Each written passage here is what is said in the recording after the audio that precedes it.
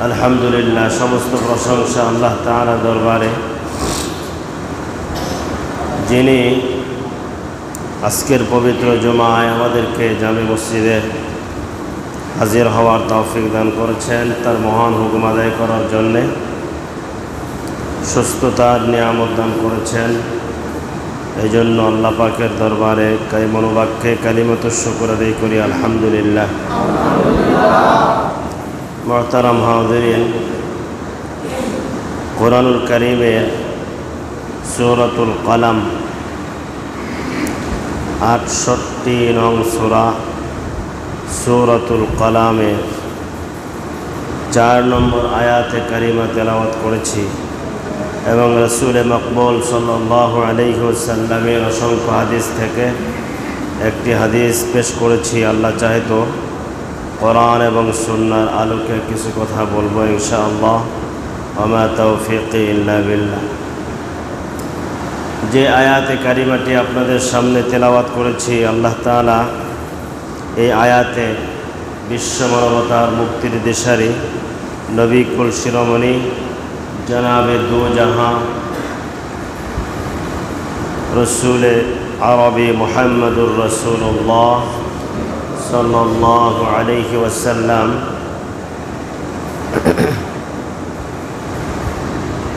সম্পর্কে আল্লাহ পাক নাজিল করেছেন। আল্লাহ পাক এই আয়াতের মাঝে নবী সাল্লাল্লাহু আলাইহি ওয়াসাল্লামকে সম্বোধন করে একটি গুরুত্বপূর্ণ বিরাট একটি সার্টিফিকেট আল্লাহ পাক নিজে দিয়েছেন। সেটা হলো চরিত্রের সার্টিফিকেট। নবী মুহাম্মদুর রাসূলুল্লাহ সাল্লাল্লাহু আলাইহি ওয়াসাল্লামের চরিত্রটা কেমন ছিল? একজন মানুষের চরিত্র তার এটাই হলো মৌলিক বিষয়। চরিত্র সুন্দর যা, তার পুরা জিন্দেগি সুন্দর। আর পৃথিবীর মানুষের চরিত্রকে সুন্দর করার জন্যেই নবীজি সাল্লাল্লাহু আলাইহি ওয়াসাল্লামকে আল্লাহ পাক এই ধরাপৃষ্ঠে পাঠিয়েছিলেন। এটা নবীজি নিজেই বলেছেন, বুইসতু লিউতাম্মিমা মাকারিমাল আখলাক। আমাকে পাঠানোই হয়েছে তোমাদের উত্তম চরিত্র শিক্ষা দেওয়ার জন্য। এই পৃথিবীতে নবী সাল্লাল্লাহু আলাইহি ওয়াসাল্লামকে আল্লাহ পাক কী জন্য পাঠিয়েছেন? মানুষকে চরিত্রবান বানানোর জন্য, আদর্শবান বানানোর জন্য, উত্তম চরিত্রের অধিকারী বানানোর জন্য আল্লাহ পাক পাঠিয়েছেন। তো যিনি চরিত্র শিক্ষাদানের শিক্ষক, তার চরিত্র তো আগে ভালো হতে হবে। যে শিক্ষকের চরিত্র যদি ভালো না হয়, তাহলে ছাত্র এর চরিত্র ভালো আশা করা যায় না।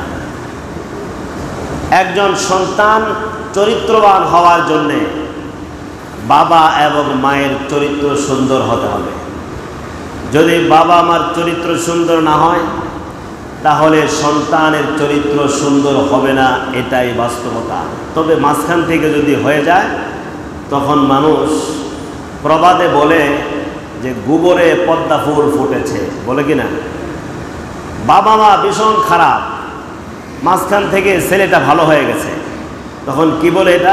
এটা মানুষের কথা, এটা কিন্তু কোরআন হাদিসের কথা না। মানুষ বলে, মুখে মুখে বলে এটা, যে গোবরে পদ্মা ফুল ফুটেছে। মানে এই চরিত্রের অধিকারী বাবা মার থেকে এত সুন্দর সন্তান আশা করা যায় না, কিন্তু হয়ে গেছে আল্লাহ পাকের ইচ্ছা। তো এই জন্য প্রত্যেকটা পরিবারের সন্তানগুলো চরিত্রবান হবে।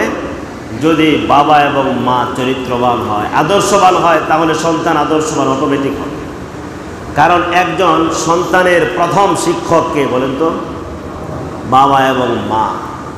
সে হলো প্রথম শিক্ষক। জন্মের পর থেকে সে বিদ্যালয়ে যায় না, প্রতিষ্ঠানে যায় না কোনো কিছু শিক্ষা করার জন্যে। সে শুরুর শিক্ষাটা গ্রহণই করে বাবা এবং মা থেকে। সুতরাং প্রথম শিক্ষক যেহেতু মা এবং বাবা, তাহলে এই শিক্ষকের কি দায়িত্ব? তার সন্তানকে চরিত্রবান মানুষ করার জন্যে তাকে আগে ভালো হতে হবে। সে যদি চিন্তা করে আমি যাই হোক না কেন আমার সন্তান যেন মানুষ হয়, এটা কল্পনাই থেকে যাবে, বাস্তবতার রূপ কখনোই নেবে কিনা সম্ভাবনা নেই। প্রিয় ভাইয়েরা, যিনি সারা পৃথিবীর সব মানুষের চরিত্রের শিক্ষক হবেন তিনি আমাদের প্রিয় নবী মুহাম্মদুর রাসূলুল্লাহ সাল্লাল্লাহু আলাইহি ওয়াসাল্লাম। তিনি মানুষকে আদর্শবান মানুষ হিসেবে গড়ে তুলবেন, সব মানুষকে চরিত্রবান মানুষ হিসেবে গঠন করবেন। তাহলে তার চরিত্রটা কেমন হতে হবে? সবার চাইতে সেরা। তিনি যেহেতু সবার শিক্ষক, সারা পৃথিবীর সব মানুষের শিক্ষক তিনি, তাহলে তার চরিত্র কেমন হবে? সবার চাইতে সেরাই হতে হবে। আর আল্লাহ তাআলা তার এই প্রিয় মানুষ, তার এই প্রিয় নবী, প্রিয় রাসূল, প্রিয় হাবিব মুহাম্মদুর রাসূলুল্লাহ সাল্লাল্লাহু আলাইহি ওয়াসাল্লামকে তিনি সেভাবেই গড়েছিলেন। তিনি ছিলেন সবার সেরা চরিত্রের দিক থেকে, তিনি ছিলেন সবার সেরা। শুধু চরিত্র নয়, তিনি সর্বদিক থেকেই ছিলেন সবার সেরা। এজন্যই রব্বুল আলামিন স্বয়ং কোরআনের মধ্যে সূরাতুল কালামের 4 নম্বর আয়াত, এই আয়াতে কারিমায় আল্লাহ তাআলা নবী সাল্লাল্লাহু আলাইহি ওয়াসাল্লামকে নিজে সম্বোধন করে বলেছেন, হে নবী আপনি উত্তম চরিত্রের অধিকারী। স্বয়ং আল্লাহ বলেছেন।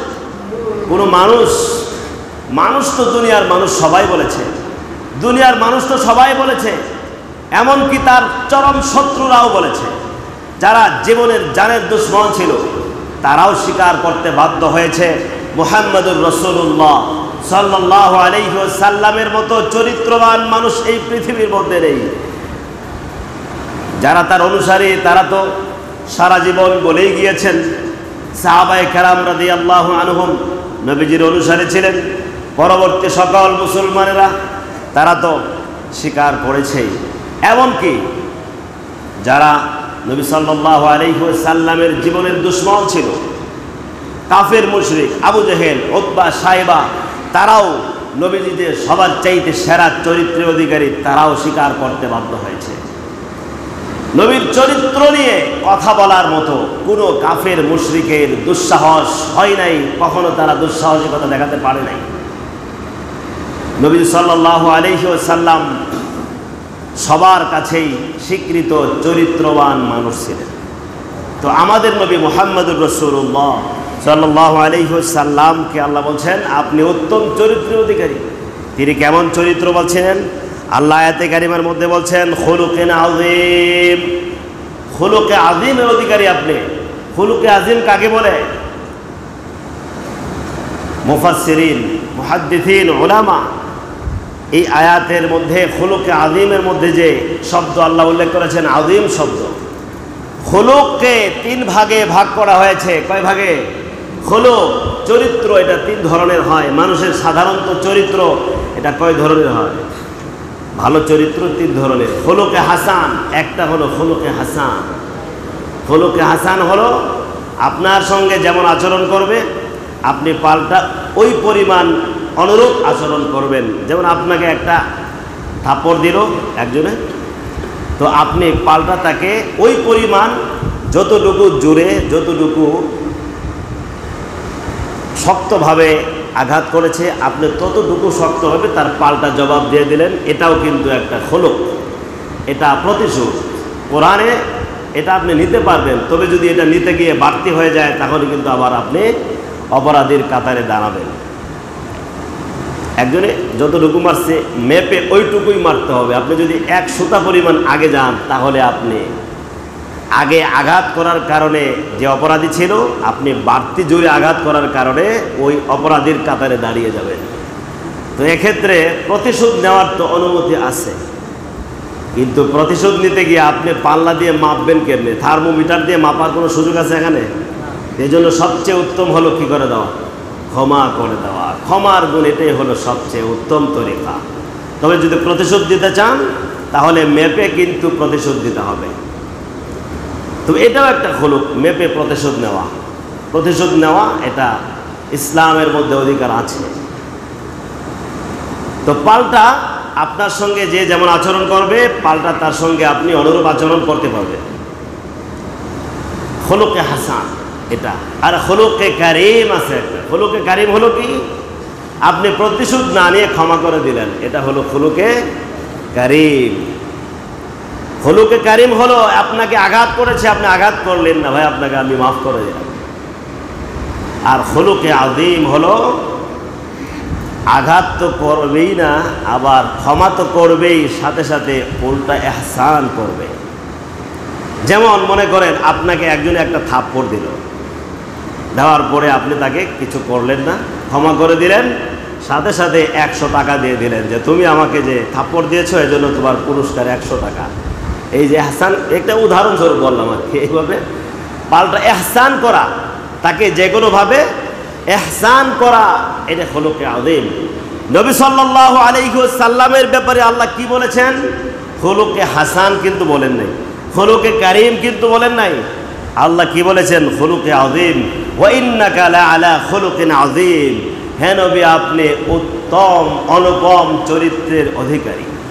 এর মানে নবীজির আদর্শ উত্তম চরিত্রটা কেমন ছিল? নবীজিকে কেউ আঘাত করলে নবীজি তার পাল্টা প্রতিশোধ নিতেন না, বরং তার উপর ইহসান করতেন, দয়া করতেন। এজন্য নবীজির ব্যাপারে আল্লাহ বলছেন খুলুকে আযীম। হে নবী, আপনি খুলুকে আযীমের অধিকারী।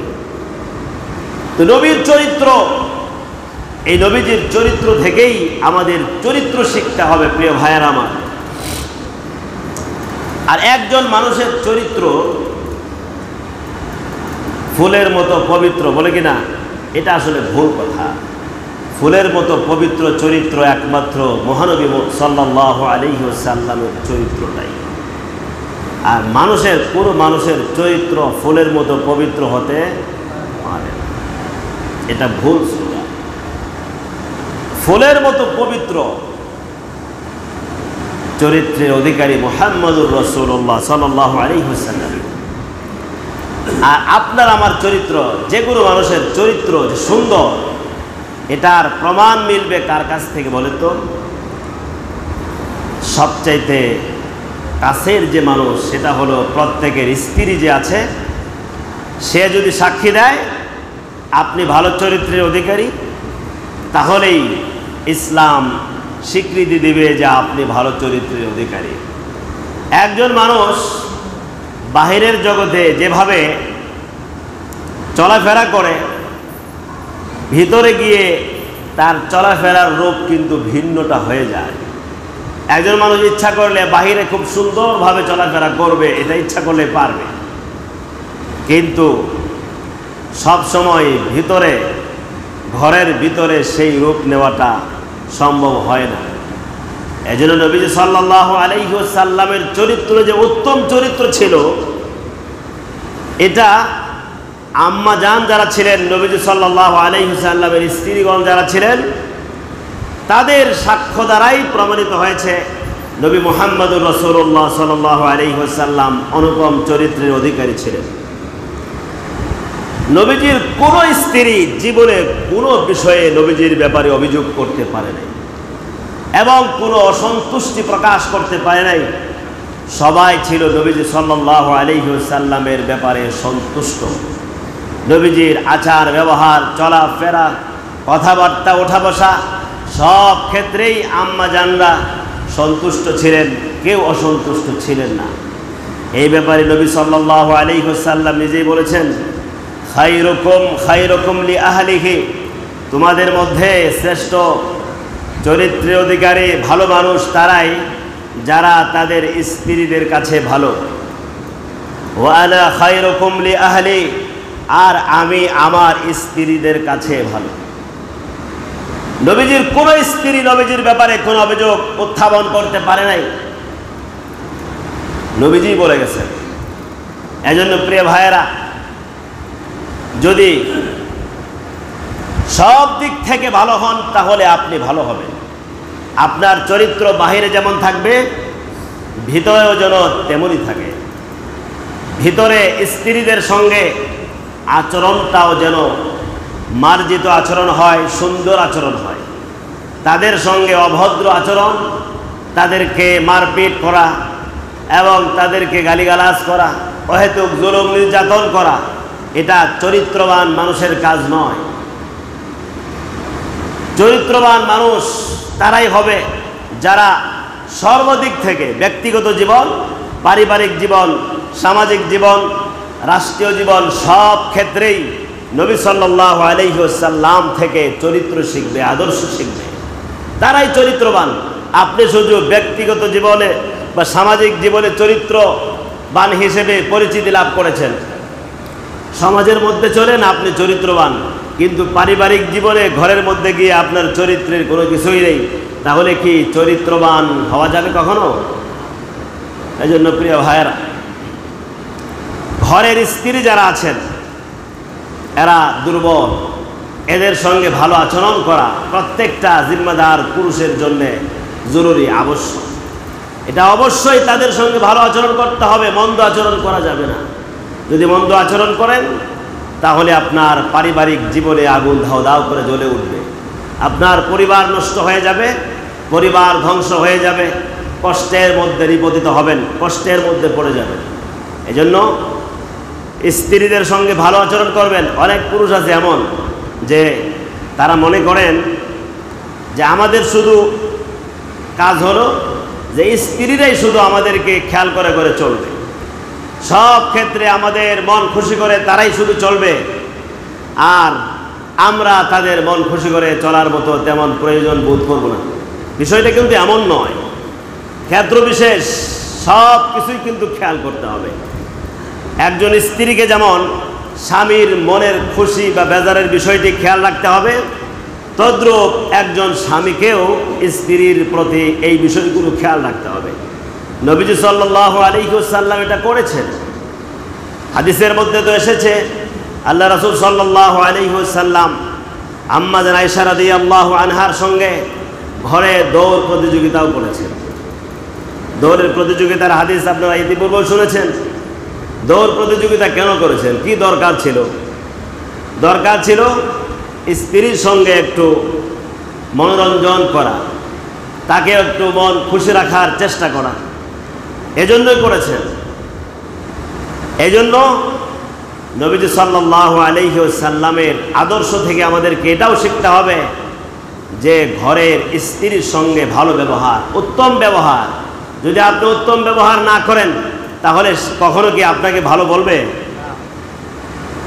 সামনে তো ভালোই বলবে, কিন্তু আপনি যখন বাড়িতে থাকবেন না, আরও 2-4 জন মহিলা একত্রিত হবে, তখন দেখবেন আপনার নামে 3 বস্তা বদনাম করে শেষ করে ফেলেছে। তো আপনি বাহিরে তো অনেক ভালো, কিন্তু ভিতরে আপনার বদনামের বন্যা বয়ে যাইতেছে। তাহলে কেমন ভালো? অথচ নবীজি কি বলেছেন? তোমাদের স্ত্রীরা যদি তোমাদেরকে ভালো বলে তাহলে তোমরাই ভালো। আপনি যদি তাহাজ্জুদের নামাজ পড়েন তাহলে আপনার স্ত্রী দেখবে, দুনিয়ার কেউ দেখবে না। আপনার স্ত্রী বলতে বাধ্য হবে যে আমার স্বামী তাহাজ্জুদ পূজা। আপনি যদি ফজরের নামাজ আদায় করেন তাহলে আপনার স্ত্রী দেখবে। ঘরের মধ্যে গিয়ে সালাম দিলেন, তা আপনার স্ত্রী দেখলো আমার স্বামী আমাকে সালাম দেয়, দেখবেন আপনার স্ত্রীও আপনাকে সালাম দিবে। তো ঘরের মধ্যে গিয়ে সুন্দরভাবে কথা বললেন। এই যে আচার ব্যবহারগুলো আপনাকে চরিত্রবান হিসেবে স্বীকৃতি দেওয়ার জন্য যথেষ্ট হবে। এই জন্য ঘরে আচরণ সুন্দর করতে হবে। বাহিরে আচরণ সুন্দর করার সাথে সাথে ঘরের আচরণ অনেক সুন্দর করতে হবে প্রিয় ভাইয়েরা আমার। আর যদি ঘরের মধ্যে ঢুকেই একদম মারপিট, মারামারি, আর যদি ঝগড়া, বিভিন্ন ধমক শুরু করে দেন, বাহিরে আপনি অনেক ভালো, কোনো কিছু বলতে পারেন নাই, রাগ উঠেছে কিছু বলতে পারেন নাই, একজন আপনাকে বকা দিয়েছে কিছু বলতে পারেন নাই, এবার ঘরের মধ্যে গিয়ে আবার বকা জগা ইচ্ছা মতো শুরু করছেন, তাহলে বাহিরের রাগ আবার ঘরের মধ্যে দেখাচ্ছেন, তাহলে এটা কিন্তু আদর্শবান পুরুষের কাজ হবে না, চরিত্রবান পুরুষের কাজ হবে না। ঘরের স্ত্রীর সঙ্গে ভালো ব্যবহার করবেন। এই জন্য সুন্দর পরিবার গঠন যদি করতে চান তাহলে আচরণ ভালো করতে হবে। সুন্দর জীবন যদি, জান্নাতি জীবন যদি করতে চান, তাহলে পারিবারিক জীবনটাকে সুন্দর করতে হবে। তাহলে আপনার পরিবার যত সুন্দর হবে, আপনার জীবনটা তত সুন্দর হবে। এজন্য প্রিয় ভাইয়েরা, অনেক সময় দেখা যায় পারিবারিক যে কলহ, পারিবারিক যে সমস্যাগুলো, এই ভালো আচরণ না করার কারণেই কিন্তু সৃষ্টি হয়। এক পর্যায়ে রাগারাগি, আর রাগারাগি থেকে এক পর্যায়ে তালাক পর্যন্ত কিন্তু হয়ে যায়। আর স্ত্রীর সঙ্গে যদি আপনার ভালো সম্পর্ক না থাকে, তাহলে আপনার দিল চলে যাবে অন্যদিকে। তাহলে আপনার কি হলো? আপনার দুনিয়াও শেষ, আখিরাতও শেষ।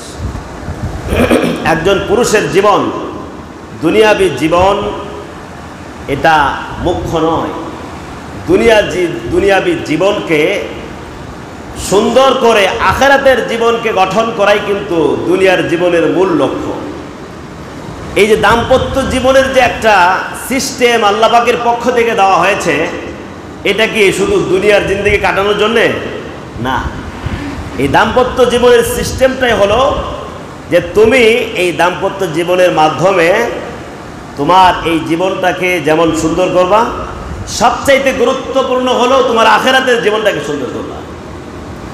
আপনার পরিবার যদি না থাকে, জন্মগতভাবে রব্বুল আলামিন প্রত্যেকটা পুরুষের মধ্যে যে একটা চাহিদা দান করেছেন, এই চাহিদা আপনি কোন জায়গায় মেটাবেন?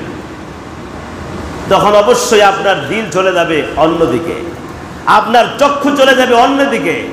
আপনার চক্ষুর চাহিদা মেটাতে হবে আপনার স্ত্রীকে দিয়ে, আপনার দিলের চাহিদা, শারীরিক চাহিদা মেটাতে হবে স্ত্রীকে দিয়ে। স্ত্রীর সঙ্গে যদি ভালো সম্পর্কই আপনার না থাকে, তাহলে আপনার অন্তর চলে যাবে বাহিরে, দৃষ্টি চলে যাবে বাহিরে। অথচ অন্তরের মধ্যে বাহিরের কোনো নারীর চাহিদা বা তার কল্পনা জাগ্রত করা বা তার আপনার চক্ষুকে ওই দিকে নিয়ে যাওয়া, এটা কি আপনার জন্য বৈধ না অবৈধ?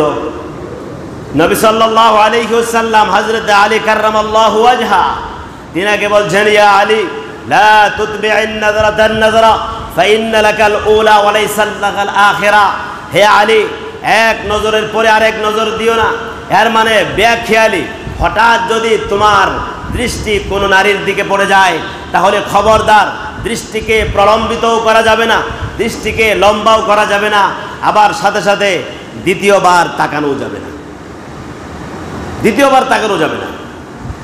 হঠাৎ দৃষ্টি পড়ে গেছে, সাথে সাথে নিচে নামাতে হবে এবং দ্বিতীয়বার দেখার জন্য আর তাকানো যাবে না। ফাইন্না লাকাল উলা, অর্থাৎ প্রথমবার বেখেয়ালে তোমার দৃষ্টি পড়ে গিয়েছিল, এজন্য তোমার কোনো গুনাহ হবে না, ঠিক আছে, কিন্তু ওয়ালাইসাত লাকাল আখিরা, আরেকবার কিন্তু তুমি তাকাইতে পারবে না, এটা তোমার জন্য বৈধ নয়। তাহলে আবার স্ত্রীর সঙ্গে যদি আপনার সম্পর্কই ভালো না থাকে, তাহলে আপনি তো স্ত্রীর দিকে তাকাবেনই না, স্ত্রীর দিকে দেখতেই মন চাইতেছে না, তাহলে নজরের চাহিদা চলে যাবে বাহিরের দিকে। দুনিয়াও শেষ হবে, আখিরাতও শেষ হবে, দুনিয়াও শেষ, আখিরাতও শেষ। তাহলে আপনার আখিরাত সুন্দর করার জন্য স্ত্রীর সঙ্গে ভালো সম্পর্ক রাখা কত গুরুত্বপূর্ণ। তাহলে আপনার দৃষ্টি নিয়ন্ত্রণ হবে, আখিরাতের জীবন সুন্দর হবে। এজন্য প্রিয় ভাইয়েরা, স্ত্রীদের সঙ্গে ভালো সম্পর্ক, ভালো ব্যবহার করবেন তো ইনশাআল্লাহ, এজন্যই করবেন, আখিরাত সুন্দর হবে। আপনার দুনিয়ার সুন্দর হওয়ার সাথে সাথে আখিরাত সুন্দর হবে। এজন্য স্ত্রীদের সঙ্গে খেট খেট খেট খেট ব্যবহার বন্ধ করে দেন। এখান থেকে তালাক সৃষ্টি হয়ে যায়।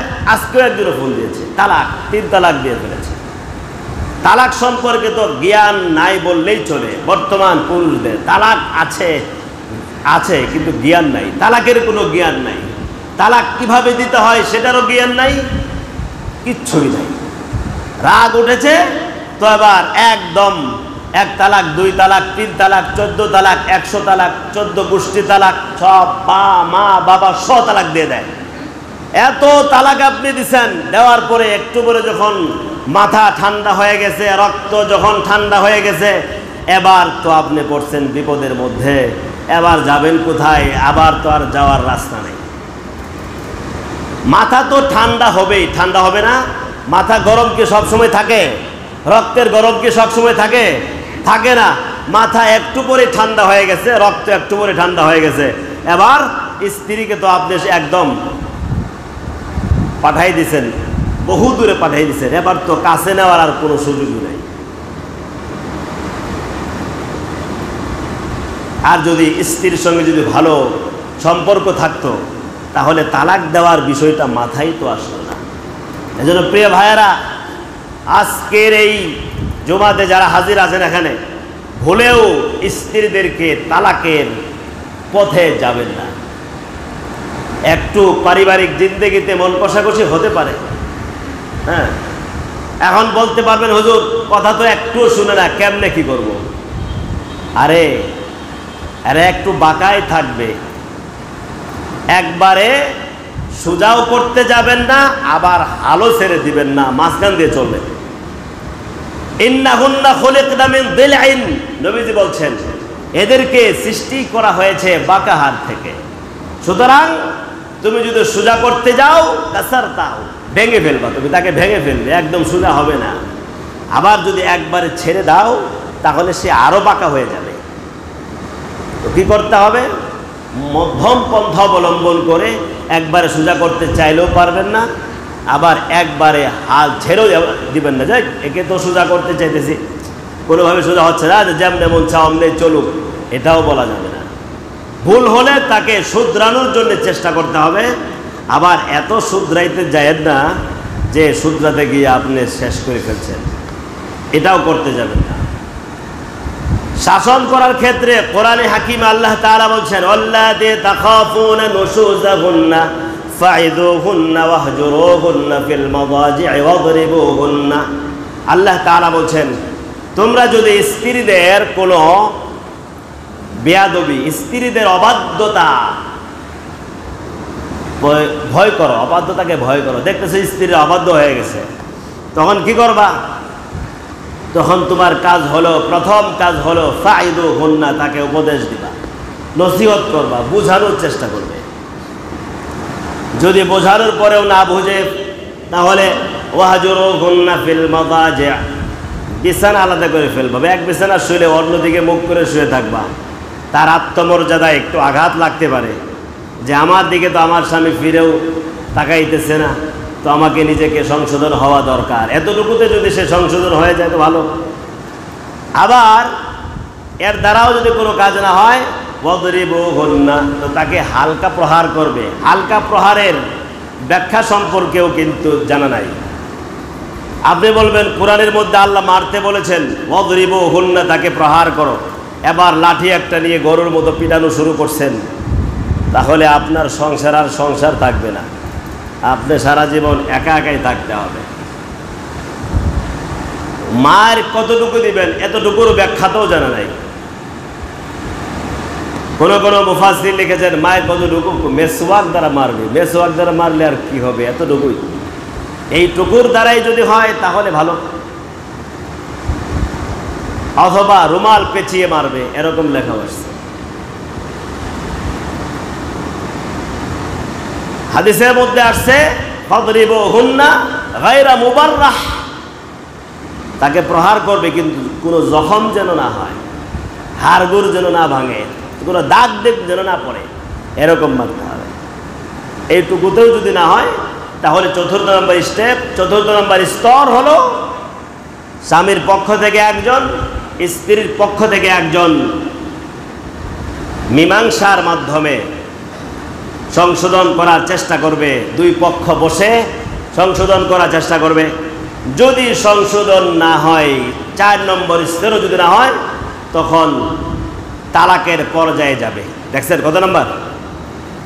আর এই আয়াতের মাঝে তালাকের স্তর কত নম্বরে পড়ে? 4টার পরে। কত নম্বর? আর তালাক দেন কোন সময়? রাগ উঠছে, কোনো কথা নাই, বোঝানো নাই, বিছনা আলাদা করা নাই, এরপরে হালকা খবরও নাই, সালিশেরও খবর নাই, বাস আপনি নিজে নিজে একদম 14 গোষ্ঠী পর্যন্ত তালাক দিয়েছেন। একটু পরে মাথা ঠান্ডা, এরপরে মুফতি সাহেবদের কাছে, হুজুরদের কাছে ঘুরতেছেন। হুজুররা কি আপনার এখানে তালাক দিয়ে ফেললে শরীয়তের বাহিরে কোনো হুকুম লাগে জোড়া লাগাই দিবে? যেটা শরীয়তের হুকুম সেটাই তো বলতে হবে। এখানে তো কোনো খাতির চলবে না। খাতির চলবে এখানে? খাতিরের কোনো সুযোগ আছে? তো আপনি তালাকের স্তর হলো কত দূরে, আর আপনি টেনে নিয়ে এসেছেন কত কাছে। এটা কি হয় নাকি? এই সম্পর্কে তো ধারণাই নেই যে তালাক কখন দিতে হয় আর তালাক দিবে কিভাবে। আর তালাক যদি 4 নম্বর স্তর পার হওয়ার পরেও যদি কেউ দেয়, তাহলেও দিবে প্রথম শুধুমাত্র 1 তালাক। কয় তালাক দিবে? 4টা স্তর, এটা বোঝানো ইত্যাদি সব কিছুর পরে যদি তালাক দেওয়ার প্রয়োজন হয়, তাহলে দিলেও কয় তালাক দিবে বলেন? সর্বোচ্চ 1 তালাক দিবে। একসঙ্গে ভুলেও 3 তালাক দিবে না, 2 তালাকও দিবে না, সর্বোচ্চ দিবে 1 তালাক। দেওয়ার পরে এবার সে অপেক্ষা করবে, স্ত্রীকে দূরে রাখবে। একটু পরে 1 দিন, 2 দিন, 3 দিন, 1 সপ্তাহ পরে তো আবার স্ত্রীর সঙ্গে আগের ভালোবাসা মনে জাগ্রত হতে পারে কিনা বলে? শরীয়ত কখনো চায় না দাম্পত্য জীবন নষ্ট হয়ে যাক। এজন্য নিয়ম হলো খালি 1 তালাক দিয়ে দিবে, দিয়ে এবার স্ত্রী ইদ্যত পালন করতে থাকবে। 1 সপ্তাহ, 1 মাস, 2 মাস যাইতেছে, 3 হায়েস্ট ইদ্যত এখনো পালন করে শেষ হয় নাই। তখনও যদি মনের মধ্যে জাগ্রত হয়, হাইরে এতদিন পর্যন্ত সংসার করতেছি, বাচ্চা আছে, কত কিছু আছে, নেওয়া দরকার, শুধু নিয়ে ফেলবেন, বিয়েও করানোর দরকার নাই, আবার হয়ে যাবে, স্ত্রী হয়ে যাবে। এরপরে যদি আবার যদি ইদ্যত শেষও হয়ে যায়, তাহলে 1 তালাকে বায়ান হবে, ঠিক আছে, কিন্তু নতুন করে শুধু বিয়ে পড়াইলে আবার ঠিক হয়ে যাবে, আর কিছু করতে হবে না। আর এটা কোনো কিছুর খবর নাই, একবারে দিয়ে দিচ্ছেন, একদম কেল্লা ফাতাহ করে ফেলছেন একদম। এখন মনে পড়ছে সন্তান আছে 3 জন, 4 জন, 5 জন, কেমনে কি করি। অনেক মানুষ আছে বুড়া বয়সেও তালাক দিয়ে দেয়, তখন তো আরো মুসিবত। এই জন্য প্রিয় ভাইয়েরা, এই সব ব্যাপারে শরীয়তের হুকুম, ইসলামের আদর্শ, নবী মুহাম্মদুর রাসূলুল্লাহ সাল্লাল্লাহু আলাইহি ওয়াসাল্লাম যা শিখিয়ে গেছেন আমাদেরকে, সেটাকে সর্বক্ষেত্রে ফলো করা এবং সেই অনুযায়ী আমাদের প্রত্যেকটা ব্যক্তির সব ক্ষেত্রে আমল করা উচিত। আল্লাহ পাক আমাদেরকে বোঝার তৌফিক দান করুন এবং আমল করার তৌফিক দান করুন। সবাই বলি আমিন। ওয়া আখিরু দাওয়ানা আলহামদুলিল্লাহি রাব্বিল আলামিন।